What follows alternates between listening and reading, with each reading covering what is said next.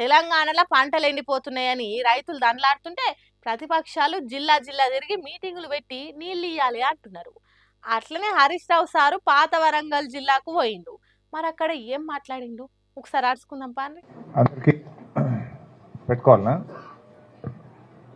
రోజు రోజు కొత్త కొత్తవి వస్తున్నాయి. అవును సార్, టెక్నాలజీ పెరిగిపోతున్నది కదా, చిత్ర విచిత్రం అవుతున్నది దునియా. అదే కాదు సార్, షీపురు పుల్లంత మైకులు కూడా ఉన్నాయి. మిత్రులకు పేరు పేరున నమస్కారం. డిస్టర్బ్ అవుతుంది బిడ్డ ఎందుకో. చిన్న కథలుండే సార్ ఈ కొత్త టెక్నాలజీతోని ఏదో తక్లీఫ్ ఉన్నట్టున్నది. అది సిగ్నల్ అందక అడ్డమై పోతుంది అన్నట్టు. అవును సార్, పేరుకు వైర్లెస్ మైకులు కానీ ఇగో గిట్ల సిగ్నల్స్ కట్ అవుతుంది. సరి చేసినట్టున్నది. ఇక చెప్పుండ్రి సార్. ఇవాళ రేవంత్ రెడ్డి పరిస్థితి ఎట్లుందంటే, ఎండలు మరి పోయిన సంవత్సరం కొట్టలేదా? కేసీఆర్ గారు ముఖ్యమంత్రి ఉన్నప్పుడు ఎండలు కొట్టలేదా? అప్పుడు ఎందుకు ఎండలేదు పంటలు, ఇప్పుడే ఎందుకు ఎండుతున్నాయి? అది కూడా మీరే చెప్పుండ్రి సార్.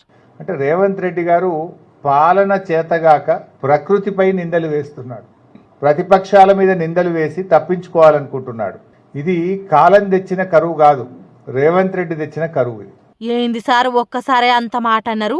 రేవంత్ రెడ్డి కరువును ఎట్లా తెస్తాడు సార్? దేవాదులలో ఓఎండ్ఎం కాంట్రాక్టర్కు 7 కోట్ల రూపాయల బిల్లు ఇవ్వకపోవడం వల్ల 33 రోజులు పంపులు మోటార్లు ఆన్ చేయలేదు.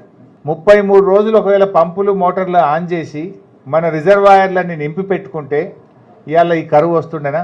అవును సారు, పుష్కలంగా నీళ్లు కాలువలల్లా పారుతుండే, నెర్రవట్టిన నేల నాసు పట్టి పచ్చ ఉంటుండే అంటారు, అంతేనా? ఏమన్నా మేము అడ్డగిడ్డ నిలబడ్డామా? నీళ్ళు ఇయ్యకు వద్దు రేవంత్ రెడ్డి అని మోటార్లకు అడ్డం హరీష్ రావు గారు బీఆర్ఎస్ నాయకులు నిలబడ్డారా? నీళ్ళు ఇస్తా అంటే ఎవరన్నా వద్దంటారా సార్? మీరు మోటార్ లాంచ్ చేయండి అని అన్నారు కావచ్చు. అయినా సీఎం రేవంత్ రెడ్డి మా పాలన బాగానే ఉన్నది అన్నట్టు అన్నాడు కదా సార్. మొన్న ఎక్కడో రేవంత్ రెడ్డి నాదంతా 2020 మ్యాచ్ అన్నాడు. అవును, నీది 2020 మ్యాచే. నీదేముంది? నీ 2020లో ఫైనాన్స్ డిపార్ట్మెంట్లో బిల్లులు ఇవ్వాలంటే 20% కమిషన్, రెవెన్యూ డిపార్ట్మెంట్లో భూములకు క్లియరెన్స్ ఇవ్వాలంటే 20% కమిషన్, మున్సిపల్ అడ్మినిస్ట్రేషన్ డిపార్ట్మెంట్లో అపార్ట్మెంట్లకో గేటెడ్ కమ్యూనిటీలకో పర్మిషన్ కావాలంటే 20% కమిషన్. ఇదంతా 2020 రేవంత్ రెడ్డి ఎవరు కాదంటారు? హాగో గాట్లున్నదట కమిషన్ల కహాని. ఈ ముచ్చట్లు చెప్పుకుంటేనే కేసీఆర్ కాలం నాటి ముచ్చట కూడా చెప్పిండు. ప్రకృతి ఈసారి కనికరించింది. పోయినసారి కంటే ఈసారి కాలం మంచిగైంది. వర్షాలు బాగుపడ్డాయి. కృష్ణా నదిలో వేలాది టీఎంసీల నీళ్లు సముద్రంలో కలిసినాయి. గోదావరిలో వేలాది టీఎంసీల నీళ్లు సముద్రంలో కలిసినాయి. కేసీఆర్ ఉండగానేమో చుక్క చుక్కను ఒడిచిపెట్టిండు, రేవంత్ రెడ్డి ఏమో నీళ్లను వదిలిపెట్టిండు.